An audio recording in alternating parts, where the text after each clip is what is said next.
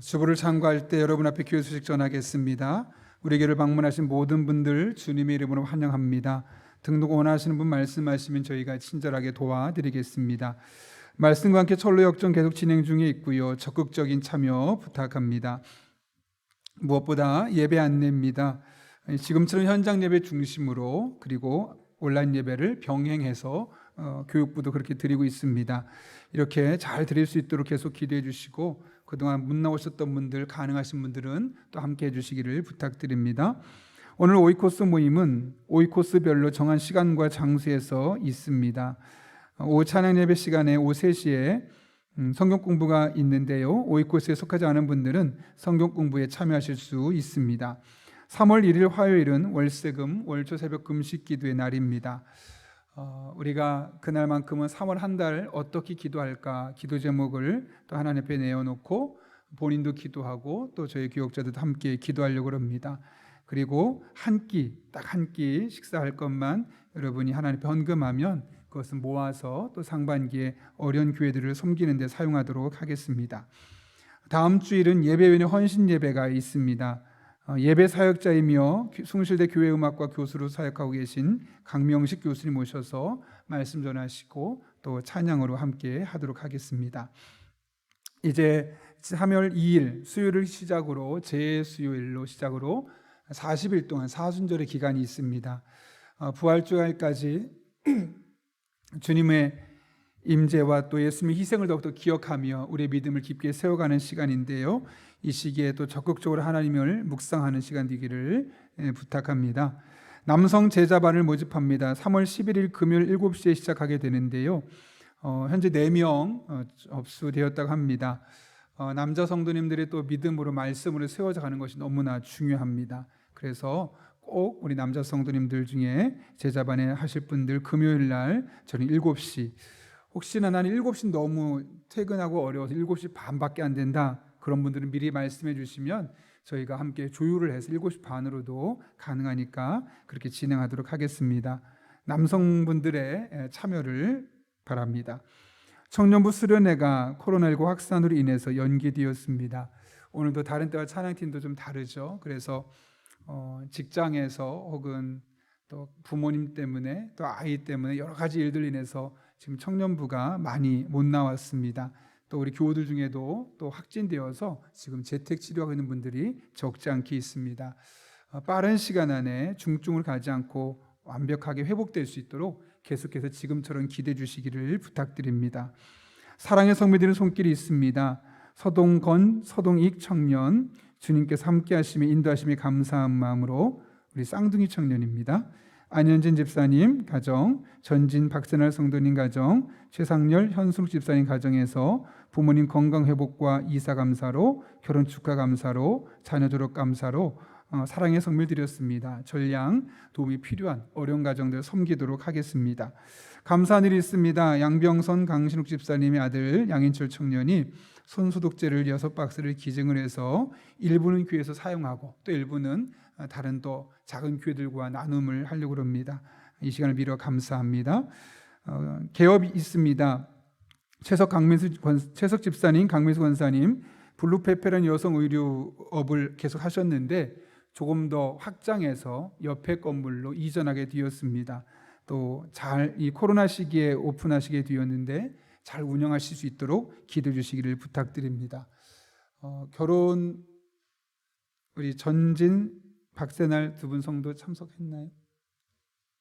마스크 써서 못 들어왔는데 지난주 토요일 날 결혼하고 또 잘 갔다 온 것 같습니다. 우리 한번 두 청년이라고 해야 되나? 이제 아니죠. 두 어른인데 우리 박수로 한번 축복하면 어떨까요? 네, 감사합니다.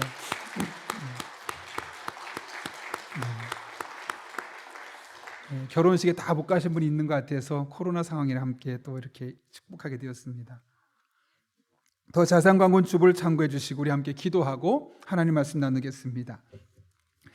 거룩하신 아버지 하나님, 오늘도 우리를 주님 전에 불러주시고 예배하며 말씀 들을 수 있게 하시는 애 진심으로 감사를 드립니다. 마음의 문을 활짝 열어주시고 성령 하나님께서 오늘 주시는 말씀이 내게 주시는 말씀으로 성도 한 분 한 분에게 적용되는 복된 시간 되게 하여 주옵소서. 예수님의 이름으로 기도하옵나이다. 아멘. 우리 한번 앞뒤 좌우분에게 이렇게 인사합니다. 잘 되고 있습니다. 인사합니다.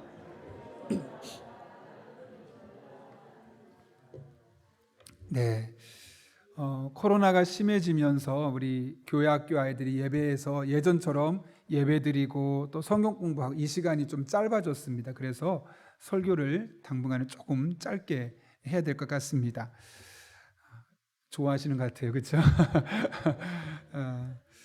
목사 안수 받고 제가 1년차 뒤였을 때 정말 목이 너무 아팠습니다. 목소리도 안 나오고 물만 마셔도 아프고, 그래서 병원에 찾아갔는데 의사 선생님이 저를 진단하고 진료하더니 직업이 뭡니까? 라고 묻는 겁니다.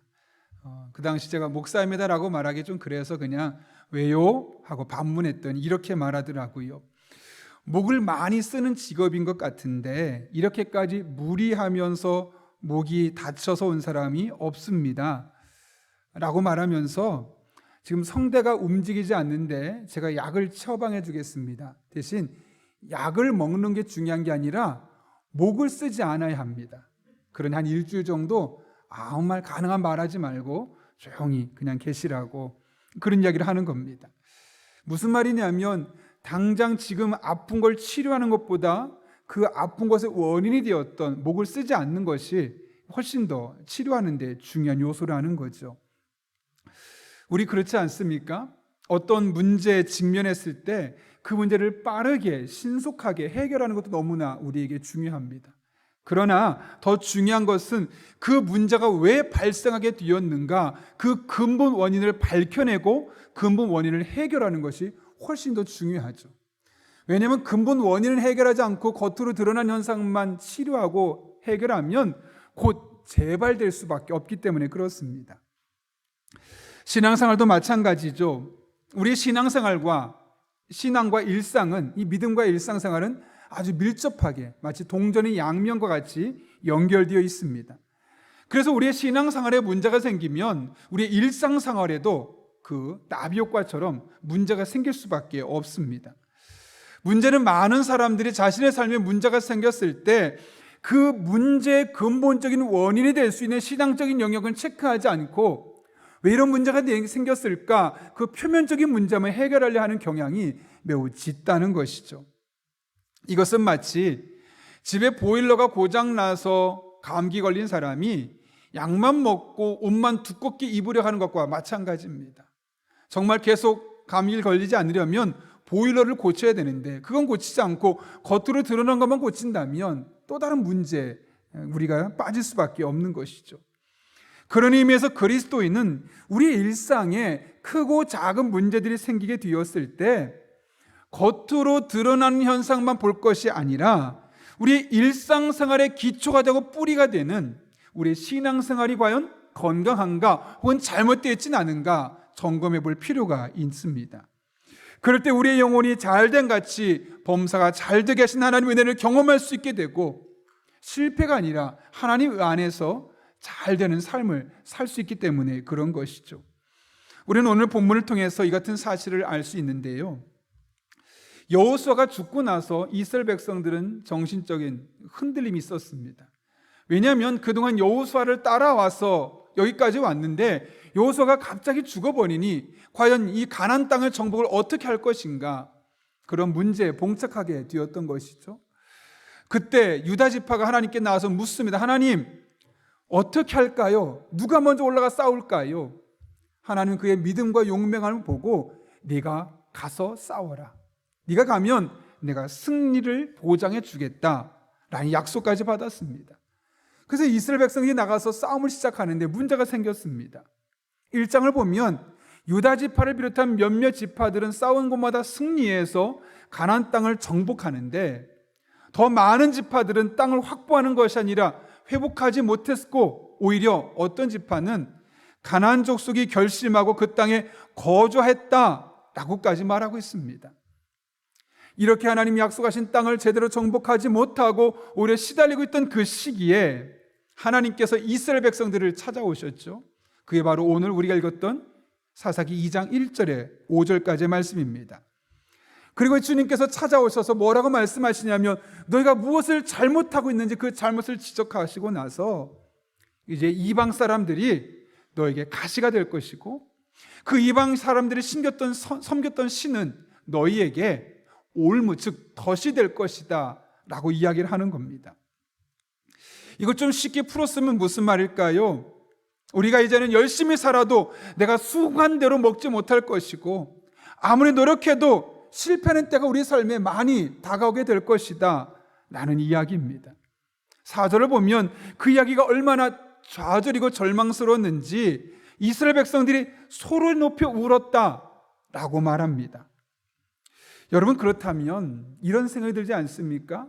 하나님의 자녀고 이스라엘 백성이라면 하나님께서 그 길을 열어주시고 아니 이스라엘 백성이 다 점령하지 못하면 내가 점령해 줄게 라고 하는 것이 일반적인 것일 텐데 하나님 그렇게 하지 않으시고 오히려 너희가 정복하지 못한 그들이 너희 인생의 가시가 되고 올무가 될 것이다 라고 말씀하신 궁극적인 이유가 무엇 때문일까요? 그 이유는 이스라엘 백성들이 하나님의 은혜를 망각했기 때문에 그렇습니다. 오늘 본문 1절을 보면 여호와의 사자가 길갈에서부터 보김에 올라왔다고 말합니다. 그리고 이스라엘 백성에게 한 가지 사실을 가르쳐 주죠. 어떤 사건인가? 이렇게 되어 있습니다. 여호와의 사자가 길갈에서부터 보김으로 올라와 말하되 내가 너희를 애굽에서 올라오게 하여 내가 너희의 조상들에게 맹세한 땅으로 들어가게 하였으며. 여기 보면 두 가지를 말씀하고 있죠. 첫 번째는 이스라엘 백성들이 애굽에서 나왔다는 거죠. 그리고 두 번째는 애굽에서 나온 이스라엘 백성이 가나안 땅에 들어가게 되었다. 이 두 가지 사실을 이야기하고 있습니다. 그런데 이 두 가지 사실을 누가 했다고 말합니까? 오늘 보게 되면 내가 너희를 내가 너희의 내가 했다고 합니다. 여기 내가는 누구겠습니까? 바로 하나님입니다. 이렇게 사사기 저자는 두 번에 걸쳐서 하나님께서 이스라엘 백성들에게 행하신 일들을 언급하고 있죠. 왜 이 이야기를 하는 것일까요? 이 일은 철저하게 하나님이 하신 일이고 철저하게 하나님의 은혜 가운데 뒤어진 일이라는 사실을 이스라엘 백성들이 깨닫기를 원하셨기 때문에 그렇습니다. 이스라엘 백성들이 애굽에서 나올 수 있었던 것, 그리고 가나안 땅으로 들어갈 수 있었던 것은 그들에게 특별한 능력이 있어서가 아니고 그들 주변에 탁월한 지략가가 있었기 때문이 아니라는 겁니다. 철저하게 내가 즉 하나님께서 그들을 인도하셨고 그들을 건져내셨기 때문에 이런 일이 가능했음을 말씀하고 있는 것이죠. 바로 하나님의 은혜였음을 우리에게 이야기하고 있는 겁니다. 구체적으로 살펴보면 하나님은 애굽에서 종살이던 이스라엘 백성을 끄집어낼 때 무려 10가지의 재앙을 이스라엘 땅에 쏟아 부으셨습니다. 뿐만 아니라 나올 때 금은 보화를 가지고 나올 수 있도록 하나님께서 다 손을 써주셨습니다. 그리고 나서는 이제 애굽에서 나온 이스라엘 백성이 약속의 땅 가나안을 향해 나아갈 때 어떤 일이 있었습니까? 광야입니다. 먹을 것이 없는데 만나와 메추락이라는 씨앗과 새를 통해서 아무것도 없는 곳에서 먹을 수 있게 해주셨고요. 길을 걷다 보니 준비한 물이 다 떨어졌습니다. 어딜 가도 물을 뜰 수 있는 곳이 안 보입니다. 하나님께 부르셨더니 땅에 돌을 쳐라, 반석을 쳤더니 물이 나오게 하셔서 그 물을 먹고 갈증을 해갈할 수 있도록 해주셨습니다. 뿐만 아닙니다. 광야 생활에서 수많은 이방 민족들을 싸워서 전투를 했는데 한 번도 지지 않고 모든 전쟁에서 승리하게 하셨습니다. 그리고 광야 생활하는 동안 신발이나 옷이 헤어지지 않게 하셨다라고 신명기에서 말씀하고 있죠. 이렇게 하나님은 이스라엘 백성이 애굽에서 나오는 과정, 또 가나안 땅으로 향하는 40년의 과정 가운데 항상 동행하시고 지켜주시고 보호해 주셔서 이스라엘 백성들이 가나안 땅까지 들어갈 수 있었다는 겁니다. 그런데 이 모든 일이 누가 한 일이라고요? 하나님이 하셨다는 겁니다. 물론 모세라는 지도자가 있었죠. 물론 그들이 직접 걸어갔죠. 그러나 이 모든 것은 하나님이 그렇게 가능하게 하셨기 때문에 할 수 있었다는 거죠. 하나님의 은혜였다는 거죠. 그런데 이스라엘 백성들은 가나안 땅에 들어가고 나서 이 하나님의 은혜를 망각하기 시작했습니다. 마치 자신들이 걸었기 때문에, 자신들이 노력했기 때문에, 40년 동안 고생했기 때문에 이렇게 될 수 있었노라고 착각하기 시작했던 겁니다. 그런데 여러분, 이것을 비난하지 말 것은 이것이 인간의 실존입니다. 영원히 기억할 것 같지만 인간은 그렇지 않습니다. 날마다 기억할 것 같지만 작심삼일로 하나님의 은혜를 잊어버리는 것이 우리 인간의 모습입니다. 그래서 모세는 이미 오래전에 이 은혜를 잊어버린 위험성에 대해서 이렇게 경고했죠. 신명기 8장 11절 말씀입니다. 내가 오늘 내게 명하는 여호와의 명령과 법도와 규례를 지키지 아니하고 내 하나님 여호와를 잊어버리지 않도록 삼갈지어다. 이스라엘 백성들이 가나안 땅 들어가면 반드시 하나님을 잊어버릴 거다. 하나님의 말씀을 주셨음에도 불구하고 말씀대로 살지 않을 수 있다. 그래서 조심해라, 삼가해라 경고하고 있는 겁니다. 왜 이런 말씀 하시냐면요, 8장 12절부터 14절까지 제가 한번 읽어볼게요. 내가 먹어서 배부르고 아름다운 집을 짓고 거주하게 되며 또 내 소와 양이 번성하며 내 은금이 증식되며 내 소유가 다 풍성하게 될 때에 내 마음이 교만하여 내 하나님 여호와를 잊어버릴까 염려하노라. 광야에서 너무너무 고생스러워서 매일매일 하나님이 아니면 살아갈 수 없어서 기도하고 은혜로 살아갈 때는 늘 하나님의 은혜를 기억하고 하나님과 호흡했다면 가나안 땅에 들어가서 땅도 생기고 집도 생기고 이제는 목축도 하게 되고 삶의 여유가 생기는 겁니다. 뭐 굳이 돈 걱정하지 않아도 살 만큼, 집 걱정하지 않아도 그냥 살 수 있을 만큼 최소한의 부를 축적하고 나니까 하나님의 은혜는 온데간데 없어지고, 내가 이만큼까지 모으는데 얼마나 고생했는데, 내가 이 집 지으느라고 얼마나 수고했는데, 하나님의 은혜는 사라지고 자신의 노력만이 있게 된다는 거죠. 그런데 여러분, 하나님을 우리가 잊어버리지 않아야 하는 이유가 14절 그 뒤에 여호와는 이란 말부터 읽으시면 좋겠는데요, 17절까지 한번 천천히 읽어볼까요? 같이 한번 읽습니다. 시작. 여호와는 너를 애굽 땅 종되었던 집에서 이끌어내시고 너를 인도하여 그 광대하고 위험한 광야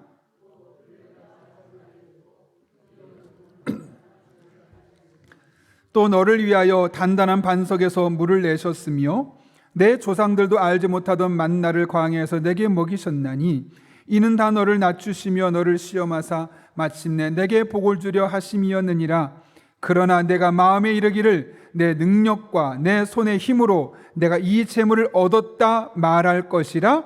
아멘. 여기 보시면 그렇게 할 것이다가 아니라 너는 그렇게 한다. 반드시 그렇게 할 것이다 라고 말합니다. 할지도 모른다가 아니라 어떻게 한다고요? 내 능력과 내 손의 힘으로 내가 이 재물을 모아서 내가 이만큼 살게 될 수 있었어.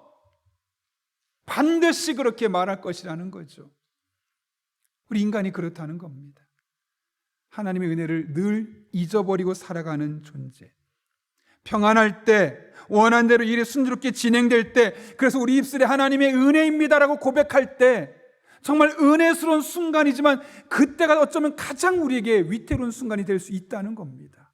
왜요? 머지않아서 그 하나님의 은혜를 잊어버리고 내가 했노라고, 내가 고생해서 이만큼 했노라고 할 것이기 때문에 그렇습니다. 그때가 가장 위험한 순간입니다. 그때 우리가 어떻게 해야 될까요? 이어지는 18절 말씀 이렇게 말합니다. 내 하나님 여호와를 기억하라. 그가 내게 재물 얻을 능력을 주셨음이라. 하나님의 은혜를 기억하라는 거죠. 내 능력으로 이만큼 벌었고 내 능력으로 이만큼 이뤄놓은 것이 아니라 하나님의 은혜로 내게 그런 능력을 주셔서 이만큼 벌어놓을 수 있었고 이만큼 업적을 이뤄놓을 수 있었다. 그 하나님을 기억해라 라고 분명히 말씀하고 있는 겁니다.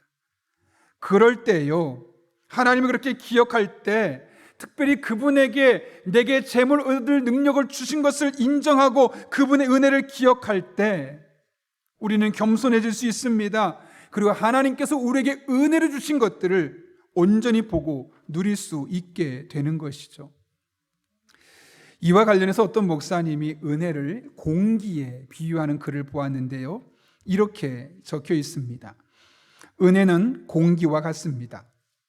공기는 눈에 보이지 않습니다. 눈에 보이지 않지만 우리는 공기 때문에 호흡을 하고 살고 있습니다. 우리는 이것을 의식하지 않으면 그냥 아무런 생각이 없이 살아갑니다.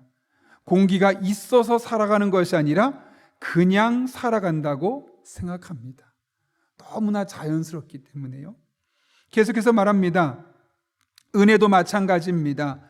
하나님의 자녀이기 때문에 말씀을 통해 하나님의 은혜로 살아간다는 것을 지식적으로 알고 있습니다. 우리가 이것을 날마다 의식하지 않으면 나의 힘과 능력으로 살아간다고 생각하게 됩니다. 현재 내 삶이, 내가 누리고 있는 모든 것들이 당연하다고 생각합니다. 여러분, 은혜를 아는 사람만이 교만하지 않고요, 은혜를 아는 사람만이 늘 겸손하고요, 은혜를 아는 사람만이 늘 감사하며 살아갈 수 있습니다. 그렇다면 은혜를 늘 기억하며 살아가는 사람이야말로 진정한 그리스도인으로 살아갈 수 있는 가능성이 가장 높은 사람이라고 할 수 있겠죠. 그래서 이 같은 사실을 누구보다 깊이 경험했던 다윗은 시편 103편에서 이렇게 고백합니다. 내 영혼아 주님을 찬송하여라. 마음을 다하여 그 거룩하신 이름을 찬송하여라. 내 영혼아 주님을 찬송하여라. 주님이 베푸신 모든 은혜를 잊지 말아라. 여러분, 이 말은 시편 103편은 다윗이 한 말인데 지금 누구에게 하고 있습니까? 제 3자가 아니라 내 영혼에게, 자신의 영혼에게 고백하고 선포하고 있는 겁니다. 왜요? 이 다윗의 영혼이 어떤 영혼입니까? 하나님의 은혜를 자주 잊어버리고 내가 이만큼 했지, 내가 수고했지 라고 착각하는 자신의 영혼입니다. 이렇게 다윗은 자신의 영혼에게 하나님의 은혜를 잊지 말라고, 주님이 베푸신 모든 은혜를 잊지 말라고 고백하고 있는 것이죠. 중요한 것은 시편 103편은 노래입니다. 작사 작곡을 누가 했죠? 다윗이 했습니다. 여러분, 본인이 이것을 노래로 만들 정도면 얼마나 그의 삶의 고백이었겠습니까? 그래서 그는 아침마다 이 노래를 부르면서 하나님 앞에 이렇게 말해요. 내 영혼아 주님이 베푸신 모든 은혜를 잊지 말지어다. 그 다음날 아침 일어나면 또 말합니다. 내 영혼아 주님께서 내 삶 가운데 베푸신 모든 은혜를 잊지 말지어다. 그 다음날 또 고백합니다. 내 영혼아 주님께서 내 삶 가운데 베푸신 모든 은혜를 잊지 말지어다. 매일 노래로 고백하는 것이죠. 그러면서 이어지는 3절 이하의 말씀 보게 되면 하나님께서 어떤 은혜를 베풀어 주셨는지가 나오는데요, 우리가 같이 한번 읽어보겠습니다. 3절부터 5절까지 시작. 주님은 너의 모든 죄를 용서해 주시는 분, 모든 병을 고쳐주시는 분, 생명을 파멸해서 속량해 주시는 분, 사랑과 자비로 단장하여 주시는 분, 평생을 좋은 것으로 흡족히 채워주시는 분, 내 젊음을 독수리처럼 늘 새롭게 해주시는 분이시다. 아멘. 다윗이 매일 이렇게 고백하는 겁니다. 내 영혼아 하나님께서 나의 삶 가운데 베푸셨던 그 많은 은혜를 잊지 말아라.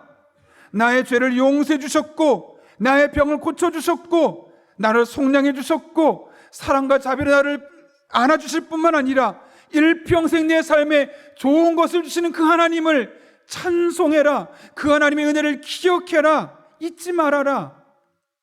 아침마다 고백하고 아침마다 찬송하고 그렇게 하나님의 은혜를 잊지 말라고 다른 사람이 아니라 자신의 영혼에게 고백하고 있는 겁니다. 여러분, 다윗의 모습을 보면 어떤 도전을 받습니까? 우리도 그래야 되지 않겠습니까? 예배 드릴 때만, 찬송 드릴 때만 하나님께서 내 삶 가운데 어떤 은혜를 베푸셨는가 건강 주시고 가정 주시고 자녀 주시고 돈 벌 수 있는 직장 주시고, 감사해야 되겠죠. 그러나 그것이 주일만으로 끝나는 것이 아니라 날마다 우리의 영혼에게 하나님께서 내 삶과 베푸신 은혜를 잊지 말라고 선포하는 믿음, 그리고 무엇을 내게 은혜를 베푸셨는지를 매일매일 읊조리고 고백하는 그 믿음, 그것이 비단 다윗만의 고백이 아니라 바로 오늘날 우리의 고백이 되어야 하지 않겠습니까?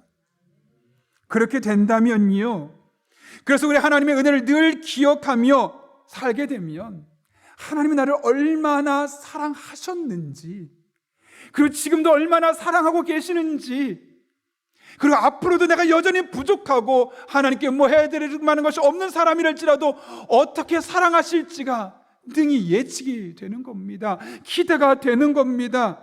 그럴 때 우리는 우리 삶의 크고 작은 문제로 인해서 일희일비하지 않습니다. 미래는 여전히 두렵지만 그것 때문에 걱정하지 않습니다. 왜요? 하나님 우리를 여전히 지켜주시고 보호하시고 그 은혜로 함께 하실 것을 알기 때문에요.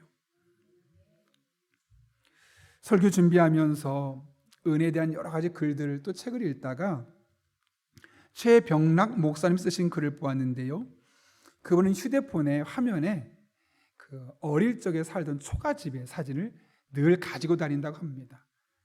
그리고 그 사진을 종종 보는데 그 이유는 그 사진을 볼 때마다 어린 시절로 돌아가는 거죠. 내가 어릴 때 초가집에 살 정도로 너무너무 어려웠지만 그 어려운 상황 속에서도 믿음의 부모님을 주셔서 내가 어려서부터 교회 다니게 하신 것을, 그 은혜를 떠올리는 거죠. 그리고 그 어린 시절에 늘 그 집 앞에 병나가 부르면서 오시던 은편교회 이현숙 선생님의 얼굴이 떠오르면서 그래, 그 선생님으로 말미암아 내가 이런 은혜를 받았지. 또 아버지를 교회로 모시고 가기 위해서 자주 신방을 오셨던 강봉조 목사님의 얼굴이 떠올린다는 겁니다. 그러면서 나를 그 어린 시절에 예수를 믿게 하고 구원해 주셨던 그 하나님이 그 사진을 볼 때마다 떠오르는 겁니다. 은혜가 기억나는 거죠. 그래서 그분이 이 사진을 일컬어 이렇게 표현합니다. 은혜의 기억장치. 그 사진을 볼 때마다 하나님의 은혜들이 계속 기억나는 거죠. 하나님의 은혜를 기억나게 만들어주는 것이죠. 제가 최근에 고향집에 다녀왔습니다. 저희 어머니 치매가 자꾸 심해지셔서 한 번 한 말은 또 계속 반복하고 이제 자리에서 일어설 수 없을 정도로 뇌가 많이 안 좋아지셨습니다. 그 어머니에게 찾아가서 60년 전에 어머니가 시집 올 때 가져왔던 액자를 보면서 제가 어머니께 물었습니다. 어머니, 저거 60년도 넘었는데 저거 너무 낡았는데 왜 안 버리셨어요? 왜냐면 제 머릿속에 있었던 저 사진은 액자가 저게 아니라 유리가 깨진 채로 초등학교 때 봤던 기억이 계속 저에게 머물러 왔기 때문에 어머니에게 물었습니다. 그랬더니 잘 걷지도 못하는 어머니께서 저를 보면서 저건 버릴 수 없어. 내가 결혼할 때 선물 받은 건데 결혼하고 나서 지금까지 60년 동안 살면서 나의 그 60년 동안 하나님께서 나의 삶을 어떻게 함께 하셨는지를 늘 떠올리고 그 은혜가 기억나게 만들어주는 사진이라서 버릴 수가 없다는 겁니다. 아마 제가 예전에 저 스토리를 짧게 이야기했을 겁니다. 보시면 다리가 부러졌죠. 남자아이가 무서워 떨고 있는데 여자아이가 누나 같아요. 걱정하지 말라고 붙잡아주고 있습니다. 아마 저 아이들 뒤에 있는 천사는 보이지 않을 겁니다. 근데 그 천사가 그 두 아이를 지켜주고 보호해주고 있는 장면이죠. 초등학교 때였지만 그 깨진 유리 사이로, 그래, 내가 힘든 일이 있을 때, 내 마음이 두려운 일이 있을 때 눈에 보이진 않지만 반드시 저것 사진처럼 천사가 나를 지켜줄지도 몰라. 그런 마음이 저에게도 어린 시절부터 있었고, 그래서 저 사진을 저도 오랫동안 기억하고 있습니다. 그래서 제가 어머니께 한 가지 부탁했습니다. 어머니, 나중에 저 사진 저 주세요. 알겠노라고 하는 겁니다. 저는 저 사진을 볼 때마다 제가 초등학교 때 처음으로, 그래, 하나님이 천사를 통해 나를 지켜주실 거야 라고 가졌던 그 생각이 계속 떠오릅니다. 그래서 지금도 저희 고향에 가면 저 사진을 늘 한번 깊이 생각해보고, 그래, 하나님이 나를 저렇게 지켜주시겠지? 60년 전에 어머니가 가져온 저 사진처럼 49년 전에 나를 태어나게 하신 하나님께서 나를 여전히 저렇게 지켜주고 계시겠지? 그런 생각으로 바라보게 하고, 지금까지 살면서 정말 하나님께서 나를 지켜주셔서 여기까지 오게 하셨지라는 마음에 저 사진이 저에게는 은혜의 기억장치가 되는 것이죠. 그 나중에 어머니께서 혹여라도 세상을 떠나시게 된다면 저 어머니의 믿음의 추억과 저의 은혜의 추억을 함께 계속 간직하고 싶어서 제가 저 사진을 달라고 어머니께 부탁을 드렸습니다. 여러분, 하나님은 우리가 어떤 특별한 시간에 잠깐 하나님의 은혜를 기억했다가 끝나버리는, 그래서 자꾸 신앙적인 실수를 하게 되고 그래서 실패하고 좌절하는 삶이 아니라 늘 하나님의 은혜를 기억하며 늘 하나님의 은혜를 떠올리며 살기를 원하십니다. 그래서 실패가 아니라 영혼이 잘된 같이 범사가 잘 되는 삶을 살기를 원하시는 것이죠. 그런 의미에서 바라기는 여러분 한 분 한 분이 매일매일 여러분의 영혼에게 말씀하십시오. 내 영혼아, 여호와의 모든 은혜를 잊지 말지어다.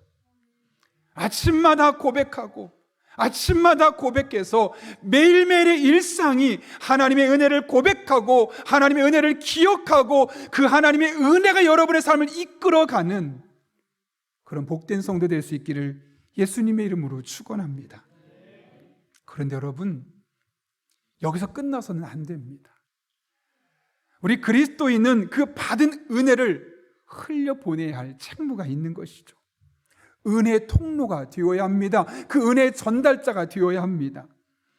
라트라비아 태생 유택의 첼리스트로 유명한 미샤 마이스키가 1992년에 우리나라 와서 내한 공연을 했습니다.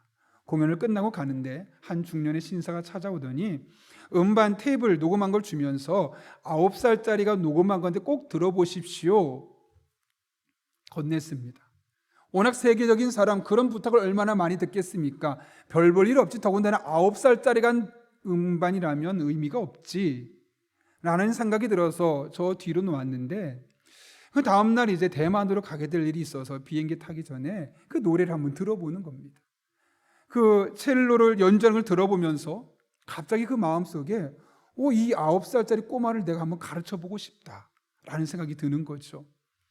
그래서 그 부모님에게 이야기를 했고 2년 뒤에 그 아이가 이탈리아에 와서 이제 마이스키한테 음악을 배우기 시작합니다. 그 아이가 누굴까요? 장한나, 첼리스트 장한나가 이 미샤 마이스키에게 배웠는데요, 이 마이스키가 이탈리아로 그를 부르고 나서 사실 저 정도의 권위 있는 사람에게 배우려면 얼마나 많은 돈이 들어가겠습니까? 한 푼도 안 받고 다른 제자도 받지 않고 오로지 장한나 한 사람만 제자로 삼고 이 아이에게 모든 것을 전수해 주었다고 합니다. 어린아이가 보기에도 너무나 자신을 위해 희생하고 헌신하는 모습이 고마워서 이 스승에게 찾아가서 이렇게 말했다고 그러죠. 선생님, 제가 이 은혜를 어떻게 갚을 수 있을까요? 그때 아주 의미 있는 말을 마이스키가 대답했습니다. 너도 살다 보면 누군가 재능 있는 사람을 만나게 될 텐데 그러면 네가 가진 것을 그에게 주어라. 나의 스승이 나에게 그렇게 했고 내가 너에게 그렇게 한 것처럼 너도 누군가에게 그 받은 은혜를 그대로 흘려보내라 라고 했다는 것이죠. 받은 은혜, 그냥 받고 고맙다고 감사하다고 좋다고 행복하다고 내 안에서만 끝나는 것이 아니라 그 받은 은혜가 흘러가서 더 많은 사람에게 은혜가 전달될 수 있도록 하라는 것이죠. 여러분, 이 세상에 이 하나님의 은혜를 모르는 사람이 너무나 많습니다. 그런데 여러분이 받은 은혜가 있지 않습니까? 예수 그리스도 그분의 십자가 은혜를 여러분이 경험하지 않았습니까? 지금 약 20% 정도만 그리스도인입니다. 10대로 넘어가면 15% 미만으로 떨어져 있습니다. 시간이 가면 그리스도인의 숫자는 점점 줄어들 수밖에 없습니다. 이 하나님의 은혜를 경험하지 않은 사람이 너무나 많다는 거죠. 우리가 받은 은혜를 우리가 흘려보내야 합니다.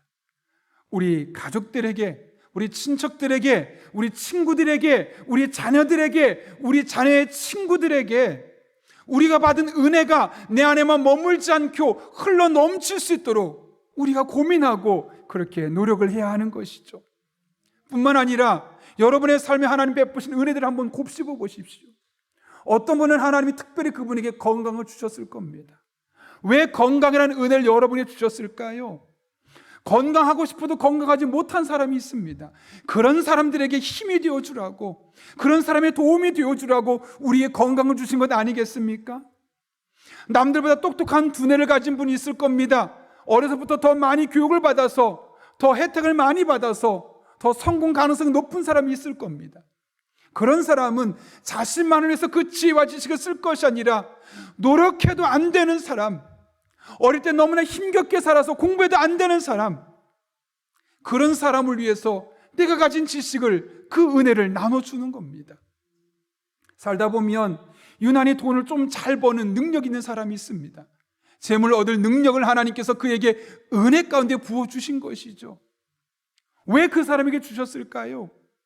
그 은혜를 흘려보내라고요. 아무리 노력해도 돈 못 버는 사람이 있습니다. 아무리 몸부림쳐도 워낙 가정이 힘들어서 노력해도 안 되는 사람이 있습니다. 평생을 가난하게 힘겹게 어렵게 살아가는 사람들이 있습니다. 그런 사람들에게 내가 은혜로 받은 재물 얻을 능력을 가지고 흘려보내는 겁니다. 은혜의 전달자가 되는 겁니다.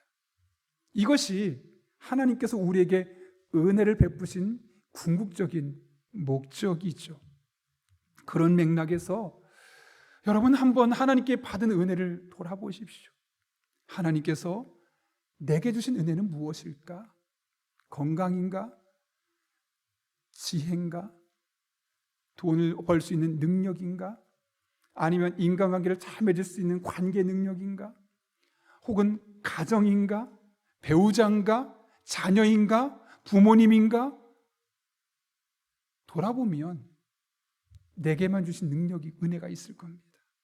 그 은혜가 내 안에 머물러서 썩지 아니하도록, 그 은혜가 흘러가도록 은혜 전달자로, 은혜 통로로 살아가는 저와 여러분 한 분 한 분 될 수 있기를 예수님의 이름으로 축원합니다.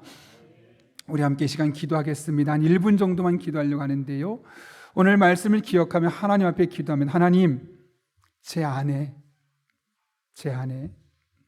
하나님께서 주신 그 은혜들을 기억해내는, 그 은혜가 날마다 내 영혼에 고백되어지고 그 은혜가 내 삶에서 늘 생각나는 그런 사람들 될 수 있게 해달라고, 한 걸음 나가서 그 은혜가 내 안에만 머물지 않게 하시고 자꾸 흘러갈 수 있게 해달라고, 은혜의 유통자, 은혜의 전달자, 은혜의 통로가 될 수 있게 해달라고, 그런 삶을 살아갈 때 나도, 우리의 가정도 내가 가는 곳마다 은혜가 넘쳐나게 하여 주시고, 그로 말미암아 실패하고 좌절하는 세상이 아니라 영혼의 잘된 같이 범사가 잘되게 하신 하나님의 은혜가 내가 가는 곳마다 경험될 수 있게 해달라고, 우리 한 1분 정도지만 하나님 도우심을 구하며 간절한 마음으로 함께 기도하겠습니다.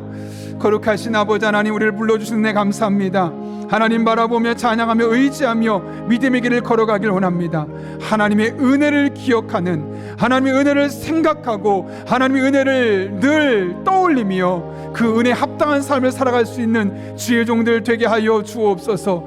감사만 하고 감격만 하는 것이 아니라 그 은혜의 전달자, 은혜 유통자가 되어서 하나님께 영광을 드릴 수 있는 자들 되게 도와주시고, 그로 말미암아 내가 가정에 가면 가정에 은혜가 넘치게 하시고, 직장에 은혜가 넘치게 하시고, 소모임마다 은혜가 넘치게 하여 주셔서 하나님의 은혜가 여러 곳에서 고백될 수 있도록, 여러 삶의 자리에서 경험될 수 있도록 주님 은혜를 더하여 주옵소서. 하나님만 바라보며 찬양하며 의지하며 믿음의 길을 걸어가길 원합니다. 살아계신 아버지 하나님, 은혜와 능력으로 우리 성도들의 삶 가운데 친히 역사하여 주옵소서. 주님만을 바라봅니다. 거룩하신 아버지 하나님, 오늘도 귀한 말씀으로 이 한 주를 어떻게 살아야 할지를 깨닫게 하신 은혜 진심으로 감사를 드립니다. 내게 베푸신 은혜를 기억하며 내게 베푸신 은혜를 떠올리며 이제는 감사하고 사랑에 감격만 할 것이 아니라 은혜의 전달자로, 은혜의 유통자로, 은혜의 통로로 쓰임받는 하나님의 사람들 되게 하여 주옵소서. 그래, 우리 성도들도 또한 우리 성도들이 가는 곳마다 은혜가 넘쳐나게 하여 주옵소서. 우리의 가정의 은혜가 넘쳐나게 하여 주옵소서. 우리의 직장의 은혜가 넘치게 하여 주옵소서. 우리가 모이는 곳마다 은혜가 넘치는 은혜가 우리 성도들로 말미암아 일어나게 하여 주옵소서. 예수님의 이름으로 기도하옵나이다. 아멘.